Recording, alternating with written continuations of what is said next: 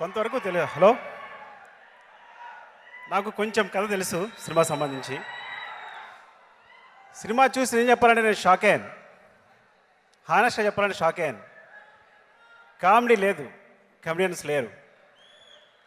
ఒకసారి కొట్టేశాడు Shiva, success శ్రీమంతుడులా. Okay, ఈసారి ఏం ధైర్యం అంటే తారక్ ఉన్నాడనే ధైర్యం అతనికి. అంటే మీరు నిజం చెప్తున్నా, నాకు చాలా చాలా ఎమోషనల్ కనెక్షన్ తారక్తో.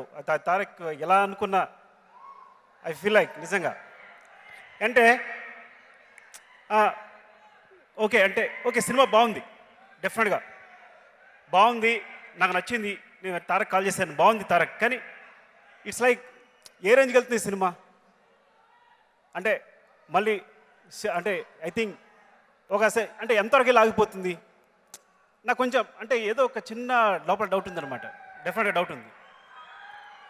కానీ ఒక్కసారి రిలీజ్ అయ్యి బ్లాస్ట్ అయిన తర్వాత ఐస్ మొత్తం బ్రేక్ అయిపోయింది. నిజంగా తారక్కి ఇలాంటి అవకాశం వస్తే ఎలా కొడతాడో ప్రూవ్ చేసింది.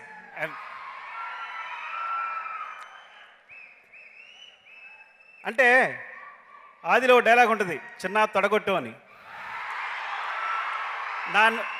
నా నోట్లోంచి ఈ మాట వింటే మీకు వేరేలా ఉండొచ్చు, కానీ తారక్లా స్మైల్ చూడాలంది నాకు నిజంగా.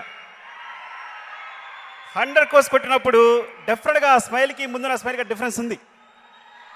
I know that. Love you love you love you love you but my from heart. ఎందుకు ఇదంతా చేస్తున్నావు? ఏంటి నీ ప్లాన్? ఆ ఇంటి గురించి ఏం తెలుసుకోకుండానే వచ్చారా? రూబీ అని అమ్మాయి ఉండేది. హీరోయిన్ అవ్వాలని ముంబై వచ్చింది. చేతిలో బంగారం పెట్టుకుని పిచ్చోడ్లో మాట్లాడుతాం. ఎవరు అసలు మేడం వీడు? నా మేనేజర్. మీ ఆవిడికి దెయ్యం పట్టిందా హా? లేక మీ ఆవిడే దెయ్యమా?